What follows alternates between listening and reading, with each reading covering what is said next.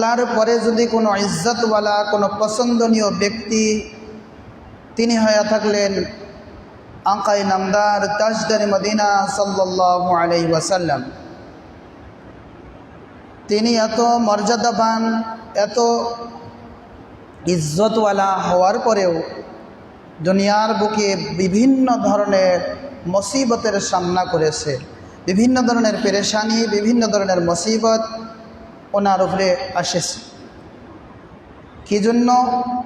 এই জন্য এর দ্বারা উম্মতে মুহাম্মদীকে সবক দেওয়ার জন্য, যাতে করে যখন উম্মতে মুহাম্মদের উপরে যখন মুসিবত আসবো,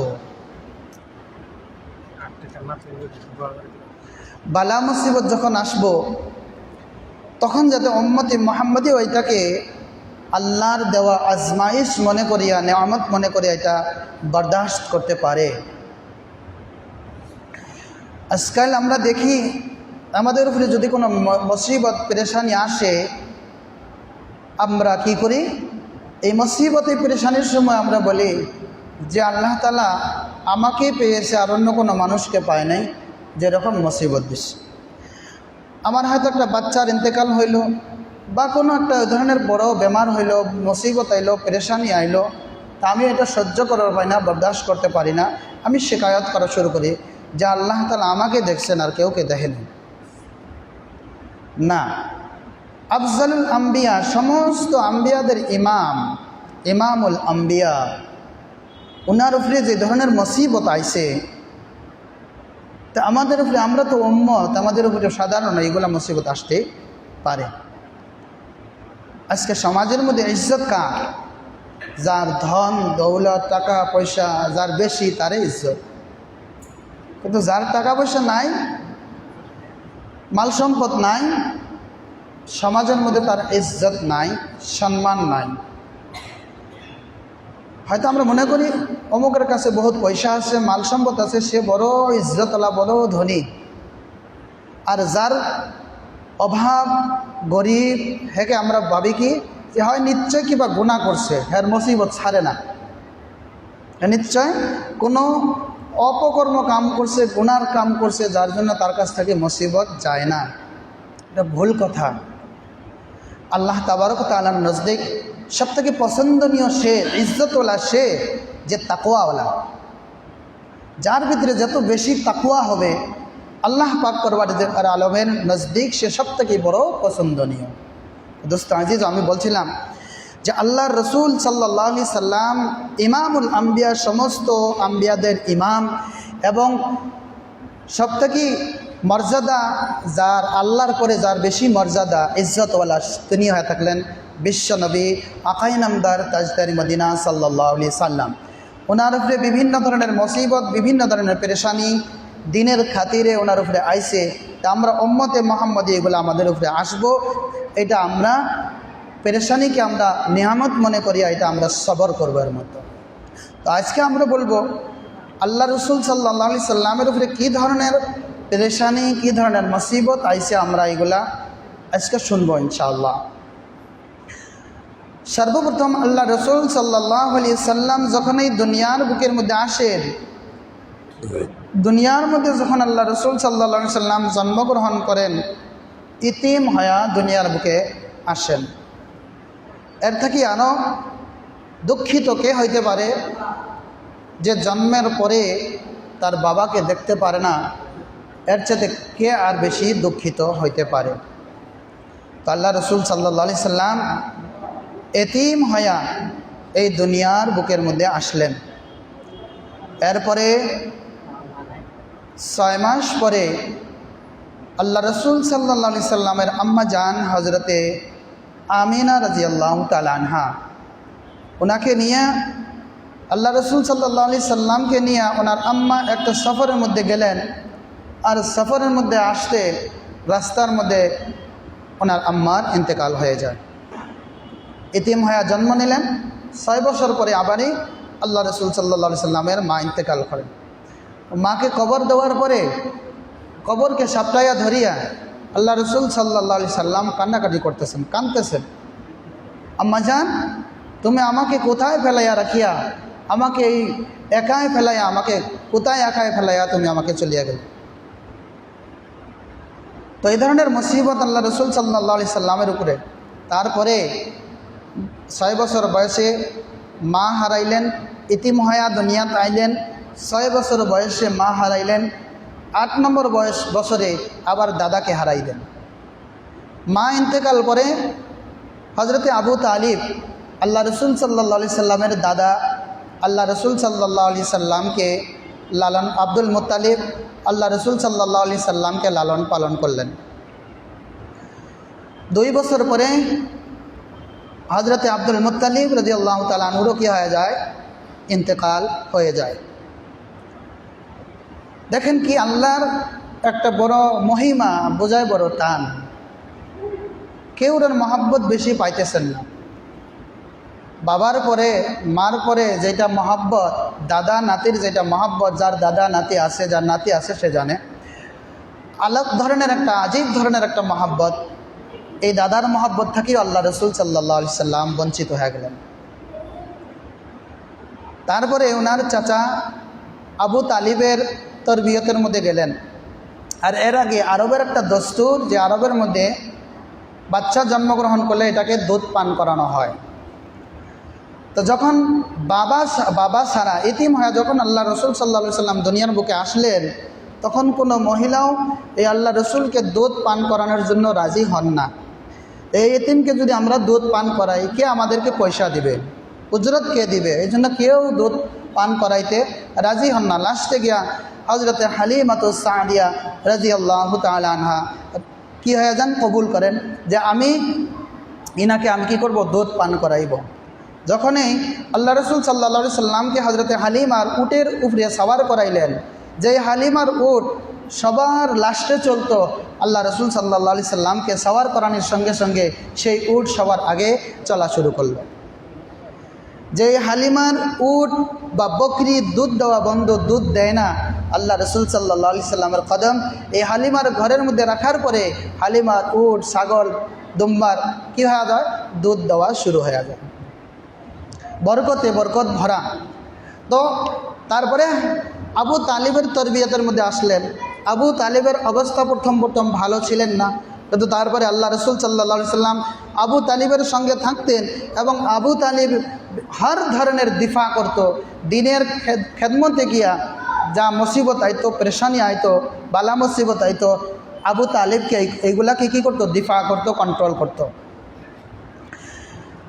হুজুর সাল্লাল্লাহু আলাইহি সাল্লাম আবু তালিবের সঙ্গে কি করতেন, তিজারত করতেন, ব্যবসা করতেন। তারপরে হজরতে খাদিজা রাদিয়াল্লাহু তাআলা আনহার সামান নিয়া, মাল নিয়া কী করতেন, ব্যবসা করতেন মুলকে শামের মধ্যে। কিছুদিন পরে হজরতে খাদিজা রাদিয়াল্লাহু তাআলা আনহা আল্লাহ রসুল সাল্লাল্লাহু আলাইহি সাল্লামের সত্যতা এবং আমানতদারি এইগুলাকে দেখে হজরতে খাদিজা রাদিয়াল্লাহু তাআলা আনহা নিজেই নিকাহ প্রস্তাব দিলেন। আর আল্লাহ রসুল সাল্লাল্লাহু আলাইহি সাল্লাম এই নিকাহ করলেন। ওনার হজরতে খাদিজার পেট থেকে যা কিছু আওলাদ হয়েছে, হজরতে খাদিজা রাদিয়াল্লাহু তাআলা আনহার পেট থেকেই হয়েছে। আর একজন মারিয়া কিবতিয়া রাদিয়াল্লাহু তাআলা আনহার পেট থাকিয়া হজরতে ইব্রাহিম রাদিয়াল্লাহু তাআলা আনহু জন্মগ্রহণ করেছে। তো দেখেন আল্লাহর কি মহিমা। এই আল্লাহ রসুল সাল্লাল্লাহু আলাইহি সাল্লাম জিন্দা থাকা অবস্থাতে হজরতে খাদিজা রাদিয়াল্লাহু তাআলা আনহার ইন্তেকাল হয়। এর 3 দিন পরেই আবু তালিবেরও ইন্তেকাল হয়ে যায়। এই জন্য এই বছরটাকে আল্লাহ রসুল সাল্লাল্লাহু আলাইহি সাল্লাম বলতেন আমুল হুজন, চিন্তিতর দিন, গমগিনের দিন, পেরেশানির দিন। এদিকে খাদিজার ইন্তেকাল, এদিকে আবু তালিবের ইন্তেকাল। আর আল্লাহ রসুল সাল্লাল্লাহু আলাইহি সাল্লাম জিন্দা থাকা অবস্থাতে ওনার 3 কন্যা, হজরতে উম্মে কুলসুম, হজরতে রুকাইয়া, হজরতে জৈনব, 3 কন্যা আল্লাহ রসুল সাল্লাল্লাহু আলাইহি সাল্লাম জিন্দা থাকা অবস্থাতে মৃত্যুবরণ করেন। খালি হজরতে ফাতেমা জিন্দা থাকেন, যেই ফাতেমা আল্লাহ রসুল সাল্লাল্লাহু আলাইহি সাল্লামের ইন্তেকালের কিছুদিন পরেই আবার দুনিয়াতে বিদায় নেন। ওনার ছেলে, যেহেতু ছেলে ছিলেন 3 জন, 3 জনাই কী হইতেন, ছোটোবেলায় মারা যেতেন। মারিয়া কিবতির পেট থাকিয়া যে হজরতে ইব্রাহিম রাদিয়াল্লাহু তাআলা আনহু জন্মগ্রহণ করলেন, ওনারও 17 মাস বয়সের মধ্যে তখন কি হলো, ইন্তেকাল হইল। আল্লাহ রসুল সাল্লাল্লাহু আলাইহি সাল্লামের কোলের মধ্যেই ইব্রাহিম রাদিয়াল্লাহু তাআলা আনহু, আর এই সময়ের মধ্যে আখেরি শ্বাস নিতেছে, আখেরি শ্বাস ফলাইতেছে। এই সময় আল্লাহ রসুল সাল্লাল্লাহু আলাইহি সাল্লাম বহুত কষ্ট পাইছে, দুঃখ পাইছে, কারণ বাবার কোলে যখন ছেলের শ্বাস বন্ধ হয়ে যাব, মৃত্যু হইব, তখন বাবা এটা বরদাস্ত করতে পারেন না। তো আমি বলছিলাম আল্লাহ রসুল সাল্লাল্লাহু আলাইহি সাল্লাম জন্মগ্রহণ করার থেকে নিয়ে তারপরে থেকেই আল্লাহ রসুল সাল্লাল্লাহু আলাইহি সাল্লামের কি কষ্ট, পেরেশানি, মুসিবত আওয়াজ শুরু। এটা কেন? উম্মতে মুহাম্মাদীকে সবক দেওয়ার জন্য, যাতে করে তোমাদের উপরে যখন এই মুসিবত আসবো তোমরাও এটা বরদাস্ত করিও, এটাকে বরদাস্ত করিও, বেহুশ হইও না, হতাশ হইও না। এরপরে আল্লাহ রসুল সাল্লাল্লাহু আলাইহি সাল্লাম জিন্দা থাকা অবস্থাতে ওনার মেয়ে উম্মে কুলসুম আর রুকাইয়া রাদিয়াল্লাহু তাআলা আনহা, এদেরকে ওনাদের স্বামী কি করে, তালাক দিয়ে দেয়। কেন তালাক দিয়ে দেয়? তাব্বাত ইয়াদা আবি লাহাব ওয়া তাব, এই সূরা যখন নাজিল হয়, আবু লাহাবের হাত ধ্বংস হয়ে যাক, আবু লাহাব বরবাদ হয়ে যাক, হালাক হয়ে যাক, এই সূরা যখন নাজিল হয়, তখন আবু লাহাব বললেন, ওনার ছেলেকে বললেন, তোমার যে 2 বউ, এই 2 বউকে তোমরা কি করে দাও, তালাক দিয়ে দাও। আল্লাহ রসুল সাল্লাল্লাহু আলাইহি সাল্লাম ওই সময় বাইতুল্লাহ শরীফের মধ্যে ছিলেন, আর আবু লাহাবের ছেলে দোনোজনে গিয়া আল্লাহ রসুল সাল্লাল্লাহু আলাইহি সাল্লামকে থুতু দিলেন আর বললেন, আমি তোমার কন্যাকে উম্মে কুলসুমকে, একজন বলল উম্মে কুলসুমকে, আর দ্বিতীয়জন বললেন রোকেয়াকে, আমরা 2 জনে তালাক দিয়ে দিলাম। যার মেয়ে তালাক হয়ে যায় সে জানে তার কতটুকু দুঃখ, বাবা জানে আর মেয়ে জানে। আর আল্লাহ রসুলের সম্মুখে সামনে কি করলেন, 2 মেয়েকে তালাক দিয়ে দিলেন এবং থুতু দিলেন। এর থেকে আরও কষ্ট কি হইতে পারে? আল্লাহ রসুল সাল্লাল্লাহু আলাইহি সাল্লাম যখন সিজদার মধ্যে যান, তখন উকবা ইবনে আবি মুঈত কি করেন, উটের ভুঁড়ি আনিয়া আল্লাহ রসুল সাল্লাল্লাহু আলাইহি সাল্লামের পিঠের মধ্যে দেয়। হজরতে ফাতেমার দূর থেকে দেখিয়া আসিয়া ওই ভুঁড়িকে টান দিয়া ফালাইয়া দেয়া, বলে, তোমরা একজন মানুষকে যিনি শুধু আল্লাহ আল্লাহ বলার জন্য, আল্লাহকে এক মানার জন্য তোমরা তাকে এরকম কষ্ট দিতেছ। আবারই যখন আল্লাহ রসুল সাল্লাল্লাহু আলাইহি সাল্লাম সিজদার মধ্যে যায়, তখন উকবা ইবনে আবি মুঈত কাপড় আনিয়া আল্লাহ রসুল গলার মধ্যে বান্ধিয়া ফাঁসি দেওয়ার জন্য চেষ্টা করে। আল্লাহ রসুল সাল্লাল্লাহু আলাইহি সাল্লাম সিজদা অবস্থার মধ্যে আবু জেহেল মালাউন, সে একদিন বললেন কি, যে আমি আমার পা দিয়া আল্লাহর রসুলের গর্দনের মধ্যে আমি পা রাখিয়া পাটাকে মটকাইয়া শেষ করে দেব। যখন এই ইরাদা করলো আর এই কাম করার জন্য আগ বাড়লো, তখন দেখলো যে তার সামনে আর আল্লাহ রসুল সাল্লাল্লাহু আলাইহি সাল্লামের সামনে আগুনের একটা গত্র। এই অবস্থা দেখিয়া আবু জেহেল আর আল্লাহ রসুল সাল্লাল্লাহু আলাইহি সাল্লামকে আঘাত করতে পারলেন না। তো দোস্ত আজিজও, আল্লাহ রসুল সাল্লাল্লাহু আলাইহি সাল্লামের হর ধরনের মুসিবত, হর ধরনের কষ্ট আল্লাহ রসুল সাল্লাল্লাহু আলাইহি সাল্লামকে আসছে। কে আল্লাহ রসুল? যিনি কি করতেন, চাঁদকে ইশারা করছেন, চাঁদ 2 টুকরা হয়ে গেছে। চাঁদকে ইশারা করছে 2 টুকরা হয়ে যাও, চাঁদ 2 টুকরা হয়ে গেছে। জিনার ইশারার দ্বারায় কি হয়ে যায়, ঝর্ণা প্রবাহিত হয়ে যায়, আর যে ঝর্ণা থেকে 600 সাহাবা ইকরাম পানি পান করেন। এমতো আল্লাহ রসুল যদি ইচ্ছা করতেন, পুরা পাহাড়টাকে স্বর্ণ দিয়ে ভরপুর করে দিতে পারতেন, পুরা ঘরটা স্বর্ণর ঘর দিয়ে ভরপুর করতে পারতেন। কিন্তু হজরতে উম্মুল মুমিনিন হজরতে আয়েশা রাদিয়াল্লাহু তাআলা আনহা বলেন যে, আমাদের ঘরে 2টা 3টা চন্দ্র আমরা দেখছি, আমরা 2-3টা চাঁদ উঠছে, আমরা আকাশের মধ্যে চাঁদ দেখছি, কিন্তু আমাদের ঘরে এই 3 মাস 2 মাস চোলা জ্বলছিল না।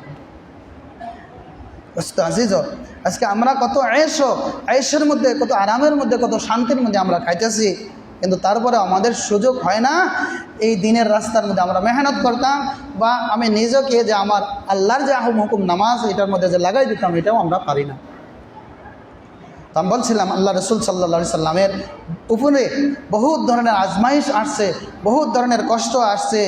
ছোট থেকে নিয়ে এতিম অবস্থার মধ্যে থেকে নিয়ে বড় হওয়া পর্যন্ত আল্লাহ রসুল সাল্লাল্লাহু আলাইহি সাল্লামের বিভিন্ন ধরনের কষ্ট আসছে। আল্লাহ রসুল সাল্লাল্লাহু আলাইহি সাল্লাম উহুদের ময়দানের মধ্যে দান্দান মোবারক শহীদ হয়ে যায় এবং কি আল্লাহ রসুল সাল্লাল্লাহু আলাইহি সাল্লামের মাথার মধ্যে দুইটা লোহার টুকরা মাথার মধ্যে লাগিয়া যায়। হযরত আবু বকর সিদ্দিক রাদিয়াল্লাহু তাআলা বললেন, ইয়া রাসূলুল্লাহ, এই খেদমতটা আমাকে দেন। হযরত আবু উবাইদা ইবনে আল জাররাহ রাদিয়াল্লাহু তাআলা বলছেন, না, এই খেদমতকে আমাকে দিতে লাগবে, এই খেদমত আমি করব। আর এই খেদমতটা আমি আমার হাত দ্বারা তুলব না। যদি আমার হাত দ্বারা তুলি তা আল্লাহ রসুল সাল্লাল্লাহু আলাইহি সাল্লাম কষ্ট পাবেন, আঘাত পাবেন। এই জন্য হজরতে আবু উবাইদা ইবনুল জাররাহ রাদিয়াল্লাহু তাআলা আনহু ওনার দাঁত দিয়া কামড়াইয়া আল্লাহ রসুল সাল্লাল্লাহু আলাইহি সাল্লাম মাথার থেকে ওই লোহার টুকরাটাকে বাহির করে। একটা দাঁত পরিয়া যায়, আবার দাঁত দিয়ে কামড় মারিয়া আবার আরেকটা লোহার টুকরাকে উঠায়, আবার আরেকটা দাঁত পরিয়া যায়। এই উহুদের ময়দানের মধ্যে, গজওয়ায়ে উহুদের ময়দানের মধ্যে এক সাহাবী হজরত আবু তালহা রাদিয়াল্লাহু তাআলা আনহু, উনি আল্লাহ রসুল সাল্লাল্লাহু আলাইহি সাল্লামকে ঘেরাও করে রাখতেন। চতুর্দিক থেকে কাফেররা কী করতো, আঘাত করতো, তরোয়ার মারতো, তীর মারতো। এই হজরত আবু তালহা রাদিয়াল্লাহু তাআলা আনহুর পিঠের মধ্যে ৭০টা থেকে বেশি দাগ হয়ে যায়, চিহ্ন হয়ে যায়, ছালনির মতো কি হয়ে যায়, তার পিঠটা হয়ে যায়। আজিজ, দিনের খাতিরে আল্লাহ রসুল সাল্লাল্লাহু আলাইহি সাল্লাম বলছেন, দিনের খাতিরে আমাকে যে কষ্ট দেওয়া হয়েছে, আমাকে যে আজমাইশ করা হয়েছে, অন্য কোনো নবীকে, অন্য কোনো মানুষকে এই দিনের খাতিরে এতটুকু কষ্ট, এতটুকু আজমাইশ দেওয়া হয়নি। 12টা 25 হয়ে গেছে, প্রত্যেক সব সোজা করিলেন আর প্রত্যেক সবতে একজন খাড়া হয়ে পয়সাটা উড়াইলেন, সব সোজা করিলেন। তো আমি বলছিলাম আল্লাহ রসুল সাল্লাল্লাহু আলাইহি সাল্লামের উপরে বহু ধরনের আজমাইশ এসেছে, মুসিবত এসেছে। হজরতে হামজা, যিনি আল্লাহ রসুল সাল্লাল্লাহু আলাইহি সাল্লামের চাচা, হজরতে হামজা আল্লাহ রসুল সাল্লাল্লাহু আলাইহি সাল্লামের কি লাগেন, চাচা। একদিন আল্লাহ রসুল সাল্লাল্লাহু আলাইহি সাল্লাম মসজিদে হারামের দিকে রওনা দিতেছে। আল্লাহ রসুল সাল্লাল্লাহু আলাইহি সাল্লাম মসজিদে হারামের দিকে যাইতেছেন, আর ওই সময়ের মধ্যে রাস্তার মধ্যে আবু জেহেল মালউন আল্লাহ রসুল সাল্লাল্লাহু আলাইহি সাল্লামকে গালি গালাজ করা শুরু করলেন। আল্লাহর রসুল সাল্লাল্লাহু আলাইহি সাল্লাম উত্তম চরিত্র ছিল, উনি কোনো গালির কোনো প্রত্যুত্তর দেন নাই, গালির কোনো জবাব দেন নাই। এই খবর হজরতে হামজা রাদিয়াল্লাহু তাআলা আনহার বিবি হজরতে হামজাকে বললেন যে, তোমার নবী মুহাম্মদকে আবু জেহেল গালাগালি করছে, গাল দিছে রাস্তার মধ্যে। এই মতো অবস্থা হজরতে হামজা রাদিয়াল্লাহু, ওই অবস্থার মধ্যে হজরতে হামজা ইসলাম গ্রহণ করেন নাই। হজরতে হামজা রাদিয়াল্লাহু তাআলা আনহু ঘর থেকে তলোয়ার নিলেন, আর নিয়া বাইতুল্লাহ শরীফের মধ্যে গিয়া আবু জেহেলের মাথার মধ্যে কূপ মারলেন, আর মাথাকে কি করলেন, আঘাত করিয়া দিলেন। এই অবস্থা দেখিয়া আবু জেহেল বললেন, ও হামজা, তুমি আমাকে কেন আঘাত করলেন? বলে, তুমি কি জানো না মুহাম্মদ আমার ভাতিজা হয়, আমার আপন ভাইয়ের ছেলে, আমার ভাতিজা হয়, তুমি যখন মুহাম্মদকে গালাগালি করবে এটা আমি কীভাবে বরদাস্ত করব? আবু জেহেল বলছে, তুমি কি আমাদের ধর্মত না? বলে, না, আমি তোমার ধর্মত না, আমি এখনই কলিমা বললাম, আশহাদু আল্লা ইলাহা ইল্লাল্লাহ ওয়া আশহাদু আন্না মুহাম্মাদান আবদুহু ওয়া রাসূলুহু। এই হামজা রাদিয়াল্লাহু তাআলা আনহু কি হয়ে যান, শহীদ হয়ে যান। এই হামজা রাদিয়াল্লাহু তাআলা ইসলাম গ্রহণ করার পরে উচ্চস্বরে বলছেন যে, আজ থাকিয়া দুইজন মানুষ ইসলামের মধ্যে, হজরতে হামজা রাদিয়াল্লাহু তাআলা আনহু আর হজরতে ওমর রাদিয়াল্লাহু তাআলা আনহু ইসলাম গ্রহণ করার পরে খুল্লম খোলা তারা এলান করিয়া দেয়, আজ থাকি প্রকাশ্য হিসাবে বাইতুল্লাহ শরীফের মধ্যে নামাজ পড়া হবে। দেখব আমরা কে বাধা প্রদান করে, আমরা এটা দেখব। এই হামজা রাদিয়াল্লাহু তাআলা আনহুর যখন উহুদের ময়দানে যখন শহীদ হয়ে যায়, শহীদটা কীরকমভাবে, হজরতে হামজা রাদিয়াল্লাহু তাআলা আনহুকে এইরকমভাবে শহীদ করা হয়, ওনার হাতটাকে, এই হাতটাকে আলাদা করে দেওয়া হয়, এই হাতটাকে আলাদা করে দেওয়া হয়, কানকে আলাদা করে দেওয়া হয়, নাককে আলাদা করে দেওয়া হয়, চোখকে আলাদা করে দেওয়া হয়, এবং হিন্দা এই হজরতে হামজার কলিজা নিয়া কলিজা চাবাইয়া খাইতাছে। এই দৃশ্য যখন দেখলেন আল্লাহ রসুল সাল্লাল্লাহু আলাইহি সাল্লাম, যখন দেখলেন এই দৃশ্য যে আমার চাচার সঙ্গে এরকম ব্যবহার করছে, তখন আল্লাহ রসুল সাল্লাল্লাহু আলাইহি সাল্লাম নিজেকে আর বরদাস্ত করতে পারেন নাই। আমার চাচাকে শহীদ করলেন, কিন্তু এরকমভাবে শহীদ করলেন যে হাত, পা, চোখ, কান সমস্তকে আলাদা আলাদা করিয়া দিলেন। তো দোস্ত আজিজ, আদর করছিলেন, মহাব্বত করছিলেন হজরতে হামজাও আল্লাহ রসুলকে, কিন্তু কেউরের মহাব্বত, কেউরের আদর আল্লাহ রসুল সাল্লাল্লাহু আলাইহি সাল্লাম বেশি দিন নিতে পারেন নাই। বহুত কষ্ট আল্লাহ রসুল সাল্লাল্লাহু আলাইহি সাল্লামের উপরে আসেছে। তা আমাদের উপরেও এই ধরনের কষ্ট, মুসিবত আসাটা সাধারণ কথা। আমরা এই মুসিবতকে আমরা যদি আল্লাহর নিয়ামত মনে করি, যদি এই কষ্টকে যদি আল্লাহর নিয়ামত মনে করি, যদি আমার জিন্দগি যদি যাপন করতে পারি, তো আমি কামিয়াব হয়ে যাইব। হযরত আয়েশা রাদিয়াল্লাহু তাআলা আনহা উহুদের ময়দানের মধ্যে যে আল্লাহ রসুল সাল্লাল্লাহু আলাইহি সাল্লামের কষ্ট দেখিয়া হযরত আয়েশা রাদিয়াল্লাহু তাআলা আনহা জিজ্ঞাসা করলেন, ইয়া রাসূলুল্লাহ, এই উহুদের ময়দান থেকে আরও কি বেশি কষ্ট আপনাকে হয়েছিল, আপনাকে দেওয়া হয়েছিল? বলে, হ্যাঁ আয়েশা, আমাকে এর থেকে বেশি আরও কষ্ট দেওয়া হয়েছিল। যখন আমি দিনের দাওয়াত দিতে গেলাম, তাইফের মধ্যে যখন আমি দিনের দাওয়াত নিয়ে গেলাম, তারা দিনের দাওয়াত তো কবুল করবে দূরের কথা, তারা ছোট ছোট বাচ্চাকে আমার পিছনে লাগাইয়া দিল, বলল যে পাগল হয়েছে, পাগলকে তোমরা কি করো, পাথর বর্ষাও পাগলের উপরে। এইরকমভাবে আমাকে তারা রক্তাক্ত করত, আমাকে বহুত আঘাত করত, আমাকে পাগল বলতো, আমাকে নজমি বলতো, আমাকে কি বলতো, জাদুঘর বলতো। এইরকমভাবে আমাকে বহুত ধরনের অত্যাচার, কষ্ট, মুসিবত দেওয়া হইতো। আমি আগেই বলছিলাম, আল্লাহ রসুল সাল্লাল্লাহু আলাইহি সাল্লাম যিনি ইমামুল আম্বিয়া, সমস্ত নবীদের ইমাম, এবং দুনিয়ার বুকে যত মানুষ আছে, যত নবী আছে, সবর থেকে উত্তম, সবর থেকে চরিত্রবান, সবর থেকে মর্যাদাবান হয়ে থাকলেন আমাদের রসুল সাল্লাল্লাহু আলাইহি সাল্লাম। কিন্তু আজকে আমরা এই রসুলের চরিত্র, এই রসুলের আদর্শ আমরা আমাদের জিন্দেগির মধ্যে আনতে পারি নাই। রসুলের যদি চরিত্র, রসুলের যদি আদর্শ যদি আমরা আমাদের জীবনের মধ্যে আনতাম, যে আমরা কামিয়াব হয়ে যেতাম। আমাদের চরিত্র দেখে অন্য মানুষও কী করতো, আমাদের চরিত্র আপনাইতো। কিন্তু আজকে দুঃখের বিষয়, আমাদের যে অবস্থা, আমাদের যে একে অপরের সঙ্গে যে ব্যবহার, মুখের যে ভাষার ব্যবহার বা লেনদেনের যে ব্যবহার, এগুলো আমরা কিছু অবলম্বন করতে পারি নাই। এত মর্যাদাবান নবীর আমরা উম্মত, কিন্তু আজকে একটা কথাও আমরা নিতে পারলাম না, আমাদের জিন্দগিকে আমরা কামিয়াব বানাইতে পারলাম না। এত মর্যাদাবান আমরা নবী পেয়ে আমাদের জিন্দগিকে আমরা আদর্শ জিন্দগি বানাইতে পারলাম না, আমাদের চরিত্রকে উত্তম চরিত্র আমরা বানাইতে পারলাম না, তো কখন পাইব?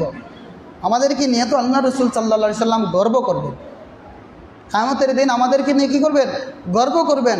তাই আমরা আমাদের রসুল, এত সুন্দর রসুল পেয়েছি আমরা, যার উসিলা করে এত বস্তু আল্লাহ তাআলা বানাইছেন, আমরা এই রসুল পেয়েছি। কিয়ামতের দিন এই রসুলের শাফাআত ছাড়া কেউ জান্নাতের মধ্যে যাইতে পারতো না। এই রসুল আমরা পেয়েছি। দোস্ত আজিজ, রসুল কি কথা বলতেছেন, যেই কথাগুলো বলতেছেন, এই কথাগুলোর উপরে আমল করুন, এই কথাগুলোর উপরে আমল করুন। আর যেই কথাগুলোর মধ্যে থেকে বাধা করতেছে, এই কথাগুলো আমরা মান্য চলি, এই কথাগুলোর থেকে আমরা বিরত থাকি। তো দোস্ত আজিজ, আমাদের সবাইকে দুনিয়ার থেকে বিদায় নিতে লাগবে। দুনিয়ার বুকের মধ্যে থাকতে হলে বিভিন্ন ধরনের আজমাইশ, মুসিবত আসবো। তিনটা স্থান আছে, একটা স্থানের মধ্যে কষ্ট আর কষ্ট, একটা স্থানের মধ্যে আরাম আর আরাম, আরেকটা স্থানের মধ্যে কষ্টও আছে আর সুখে আছে। কষ্ট আর সুখ যেটা, এটা হয়ে থাকলো দুনিয়া, দুনিয়ার মধ্যে কষ্টও আছে, সুখও আছে। আর যেটা দুঃখ আর দুঃখ, এটা হয়ে থাকলো জাহান্নাম, যেই জাহান্নামের মধ্যে একবার যে গেল, তার দুঃখ আর দুঃখ, এই দুঃখ কোনোদিনও আর শেষ হবে না। আর একটা হয়ে থাকলো স্থান, যেটা হয়ে থাকলো জান্নাত, যেই জান্নাতের মধ্যে সুখ কোনোদিনও শেষ হবে না। দোস্ত আজিজ, তো আমরা সবাই চাই তা আমরা এরকম একটা স্থান পাইতাম, যে স্থানের মধ্যে আমাদের কোনো কি থাকতো না, কষ্ট থাকতো না, পেরেশানি থাকতো না। আমরা এই স্থানটা চাই না? ইনশাআল্লাহ আমরা সবাই কি করি, এই স্থানটা চাই। দুনিয়ার মধ্যে তো বহুত দেখলাম, বহুত কামাই করলাম, বহুত খাম চাইলাম, না দুনিয়া পাইতেছি, না বালামতো একটা বিল্ডিং দিবার পাইতেছি, না একটা ফরচুনার গাড়ি কিনবার পাইতেছি, না একটা আইফোন কিনবার পাইতেছি, বালামতো একটা জিন্দগি যে যাপন করতাম, এটাও তো পাইতেছে না। তো এত কষ্ট করে দুনিয়াও যদি কামাইবার না পাইলাম, আখেরাতটাও যদি বানাইবার না পাইলাম, তো আমরা কোন জায়গার মধ্যে খালি খাওয়া আর লেফটেন্ট বাড়ানি হল? দোস্ত আজিজ, আমাদের জিন্দগির মধ্যে আমরা গবেষণা করি, চিন্তা করি যে দুনিয়ার মধ্যে আমরা কি জন্য আইলাম, কি করলাম, দুনিয়ার মধ্যে কি করলাম, বা আখেরাতের সামানে আমরা কি তৈয়ার করলাম। আল্লাহ তাআলা আমাদের সবাইকে এই দিনের রাস্তার মধ্যে কবুল করো, আল্লাহুম্মা আমিন। তো আমাদের সুযোগ আছে দোস্ত আজিজ, আমাদের সুযোগ আছে। আমরা যদি নিজেকে আমরা যদি কই যে আমাদের জিন্দগি আমরা এখন বানাইমু, আল্লাহর কাছে আমরা তওবা করি আমাদের জিন্দগি আমরা বানাইমু, তো আমাদের সুযোগ আছে। আমরা 4 মাসের জন্য আমরা নিজেকে যদি লাগাই দিই, যদি 4টা মাস যদি দিনের রাস্তার মধ্যে, দাওয়াতে তবলিগের মধ্যে যদি আমরা লাগাইয়া দেই, তা আমরা কি করতে পারবো? কমাস কম নামাজ তো আমরা সহি হিসাবে, শুদ্ধ হিসাবে আদায় করতে পারবো। এখনও বয়স আছে, যদি লাগাইয়া দেই, কী করতে পারবো? সমস্ত কিছু শুদ্ধ হিসেবে আদায় করতে পারবো। তো ইনশাআল্লাহ আমরা সবাই চেষ্টা করি, ইনশাআল্লাহ আমরা 4টা মাস লাগাই দেবো ইনশাআল্লাহ। তৈয়ার আসুন, এর মধ্যে মজলিসের মধ্যে কেউ তৈয়ার আসুন যে আমি যাই ইনশাআল্লাহ? আসুন। জিন্দেগির মধ্যে তো বহুত কিছু করলাম ভাই, 4টা মাস আল্লাহ রাস্তায় লাগাই দিই। বর্তমান দেখা যাইতেছে যুবক যেটা যুবক বয়সের মধ্যে সবাই দুনিয়ার থেকে যাইতেছে, যুবক বয়সের মধ্যে সবাই দুনিয়ার থেকে যাইতেছে। তো কি লইয়া যাইতেছে? ইনশাআল্লাহ নিয়াত করুন যে আমি লাগাইম হুজুর, এই মাসে না বা এই মাসে লাগাইম, নিয়াত করুন। এই সামনে চিল্লা আছে, এটা অক্টোবর মাস, নভেম্বর, ডিসেম্বরের 25, 26, 27 বৃহস্পতিবার, শুক্রবার, শনিবার দরং জেলার ইজতেমা আছে। সেই ইজতেমার থেকেও সময় লাগাই পারবেন ইনশাআল্লাহ। সবাই কি করুন? নিয়াত করুন যে আমরা কয়টা দিন লাগাই দিই। তা এখন যদি হয়তো শর্মাইতেছেন যে মানুষের সামনে কইতাম না, টিকমারি কয়া, তাই ইনশাআল্লাহ নামটা কি করুন? লেখাই দিন যে ঠিক আছে। আল্লাহ তাআলা আমাদের সবাইকে আমল করার তৌফিক দান করুক। ওয়া আখিরু দাওয়ানা আলহামদুলিল্লাহি রাব্বিল আলামিন।